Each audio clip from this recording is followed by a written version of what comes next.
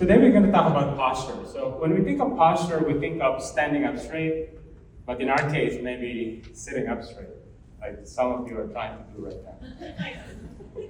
So you can relax now, and just be at ease. We tell our children not to slouch. Maybe our parents or grandparents told us to sit up straighter. Maybe some of us think our bad posture habits stems from texting or being in the computer for so long that cause our bad posture. But what if I tell you that it all has nothing to do with all these things? Guess what? We can't control our posture consciously. Our posture are controlled by our unconscious part of our brain, that the one that makes our heart beat, the way we breathe. That's the part of our brain that controls all of that. So hold that thought, and I will explain to you later. Some of the key points today is understanding proper posture and its benefits, common occupational hazards of sitting in front of a computer, and effective solutions to improve your spine health. So my question is, are you suffering from neck and shoulder pain? If you are, this presentation is for you. Just like what Lisa said. So hello everyone, my name is Steve, and I'm thrilled to be here today to talk about the topic that affects us all, posture and spine health for professionals. Whether you spend hours in front of a computer or conference calls, the way you sit can greatly impact your health. I've been a Pilates instructor now for almost 20 years. I've started Pilates because of my back pain from years of heavy weight training. I was supposed to have a back surgery 18 years ago, and I realized my back pain stems from poor posture and my stress of moving to America. We had no jobs, no income, no insurance, with a wife and four-year-old kid. Just to clarify, that statement, my wife did not cause my stress, because my wife's sitting right there. It's my bad posture. So my wife is in the room right now. But thankfully, after practicing therapeutic Pilates, I've never had surgery and no more back pain. And so why does this matter? Did you know that musculoskeletal issues are among the leading causes of workplace absenteeism? Poor posture can cause chronic pain, reduce productivity, and even long-term health problems. A lot of us are young right now. Most Asians look young, but sometimes, I'm 70 actually. Do you notice that when you are in pain, it's difficult to focus on your work, you're not as productive, and what happens next if you're not productive? Probably you have no bonus, no promotion, and you might even get fired from your job. Maybe you've seen this lady, I can't find an Asian woman, I can't find an Asian grandma. So understanding proper posture and its benefits. So what is good posture? Posture is how you sit or stand. Good posture positions the body correctly and make sure your weight is evenly balanced. So our head is like 8 to 9 pounds. So if your head is like a few inches forward, it might be 18 pounds. Then it's so on and so forth. So good posture positions the body correctly and make sure your weight is evenly balanced. Because whether we like it or not, we're fighting gravity, right? If you hold a heavy bag on one side and you feel tilted, right? That means the skeleton, muscles, and ligaments are not overstretched or strained. Posture refers to the alignment and positioning of the body. So how does a body remain upright and stable over a lifetime? How does our head trunk remain aligned over the tiny base of support being our feet? Imagine in some of us, we have small feet, it's how do we balance, right? And how do we manage balance when our small feet are so small compared to the masses and the balance over them? Telling yourself to keep your back straight, shoulder back, tummy in, it's not gonna work. I know some of our grandparents told us that. Your grandma was right when she told you to keep a good posture. But the way to do is it's more complex than that. According to Thomas Meyer's book, in his book Anatomy Trains, the skeleton is not what's holding us up. Our stability isn't just from muscles and bones. We depend on fascia, which is a network of tissue, and it's part of our nervous system working together to keep us stable. Fascia stabilizes the body in all directions, and it sends messages between the brain and the body. To simplify, the autonomic nervous system regulates stress, repair, and gut functions. So I call this the autopilot.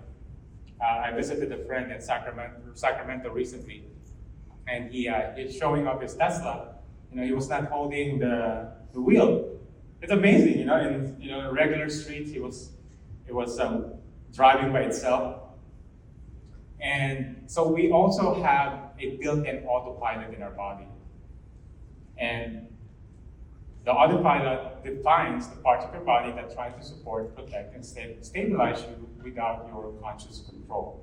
It functions like a GPS system, and it's always trying to keep a clear connection to your body's center of gravity in relation with the rest of your joints to keep you balanced and stable. But daily living causes the autopilot to function less efficiently. And this is a client of mine, Terry. She's turning 88. Not that. Not that one. I can't find an Asian. Okay, this one, Terry.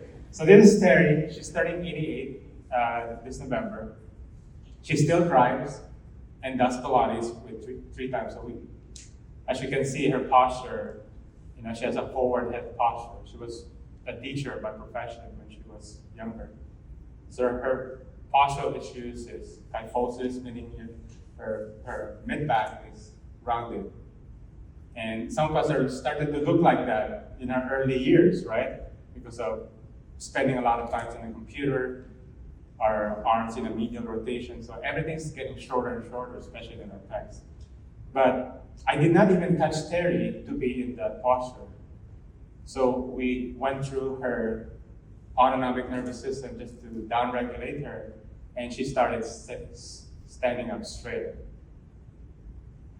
So I put together the next slide, please. A slide you could, it's free videos for your neck and shoulder pain.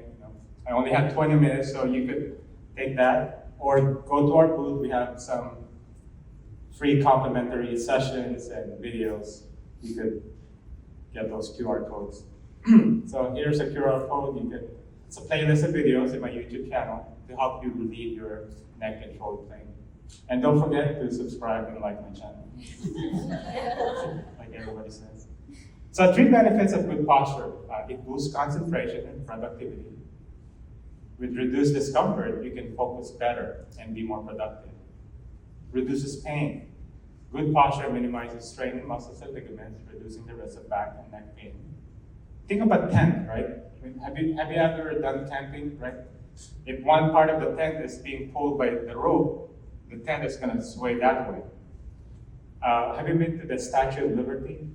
Yes. When you go inside the Statue of Liberty, it's hollow, right? And it's a lot of frames, tension and compression, those cables and metal beams. So in our body, it's similar. We're not being held by just the skeleton. We have a lot of connective tissues holding us. It's affected by our emotions. So we're stressed when we have back pain. When our boss called us, we have neck pain or whatever, right? So it affects our body as well. It improves breathing and digestion. Better posture enhances lung function and digestion by not compressing vital organs. In our rib cage, it's like those toys like Slinky, right? It should be flexible. And sometimes due to our position all day long sitting, it hurts our body, it tightens it up. This is my other client. This is Lee. She's a sweet old lady. She's 93 years old. She still drives, so be careful if Lee's out there. She's a great driver. But she's still mentally sharp. She's been in chronic pain for many years of scoliosis. And I taught her how to manage her pain through rebalancing her national GPS system to correct her posture. So that's before and after. That's just after 20 minutes. And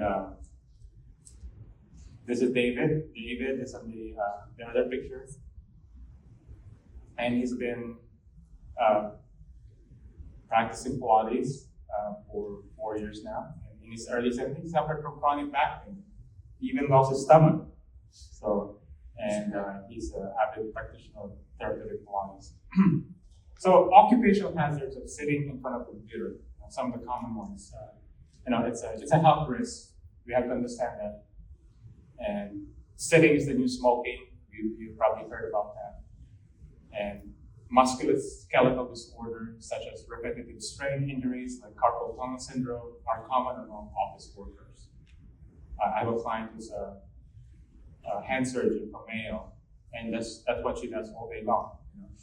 Her maybe 8 out of her 10 surgeries that day is carpal tunnel. Chronic back pain and neck pain, persistent poor posture leads to chronic pain, particularly in the back and the neck. Eye strain, computer vision syndrome. Long periods of screen time can lead to eye strain, headaches, and blurred vision. They sell now those glasses, right, to protect your eyes. Some statistics, according to OSHA, 1/3 of all worker injuries and illness cases are related to musculoskeletal disorders. The American Chiropractic Association reports that half of all working Americans admit to back pain symptoms each year. And also long-term consequence. Without intervention, poor posture can lead to permanent spinal deformities and a decreased quality of life. So solutions to improve your spine health. Ergonomic workspace setup, adjustments. Adjust your chair height so that your feet are flat on the floor and the thighs are parallel to the ground. So some of us, we like crossing our legs, right? And you gotta understand, when you cross your leg, your spine changes and your pelvis tilts, and it shortens some of those muscles. And eventually down the road, it's gonna cause you back pain or neck pain. Place your monitor at eye level, about an arm's length away to avoid neck strain. Keyboard and mouse placement, keep them at a comfortable level to avoid wrist strain. Regular breaks and exercises, it helps. The 20-20 rule, every 20 minutes, look at something different, so focus on something else. Walk 20 feet away, and just to reduce the eye strain. Incorporate desk stretches, simple stretches like shoulder shrugs, neck rolls, back stretches into your routines. I'll teach you now how to stretch your wrist. So, who's in the computer all day long? Typing. Okay, so I'll show you some wrist stretches. Interlock your fingers like this. And then just roll around your wrist. This, make it. You can do the wave. Like breakdancing. Then lateral wrist. So you're stretching the side of your wrist. You could also do wrist relief. So you connect your wrists with each other.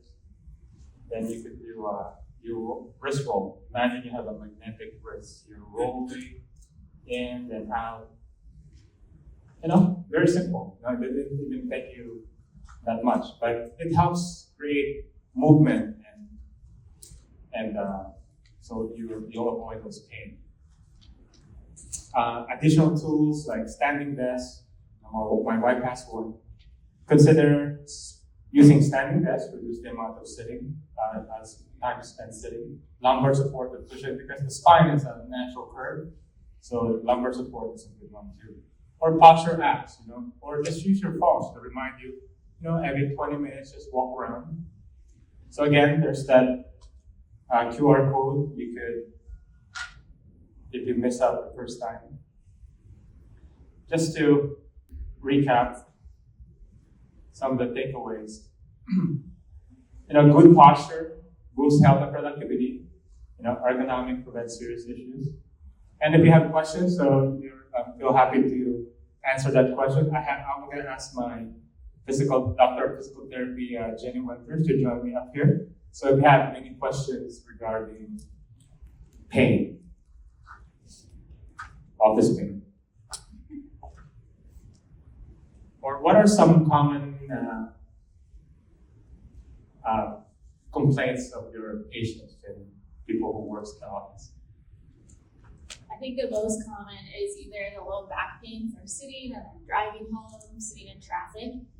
With that, like Steve mentioned, the 20-20 kind of rule to follow, just standing up, moving, stretching, pushing those hips forward, even when you're just sitting, straighten out your knees.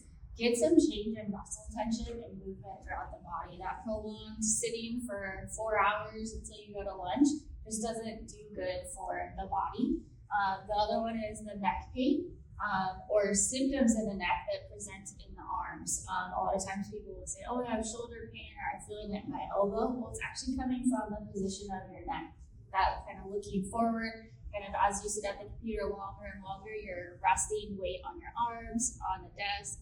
So just having your elbows supported in a good work desk setup can help significantly with those aches and pains that you're feeling midday, end of the day, and then when you get home. Anyone? Question? Yes?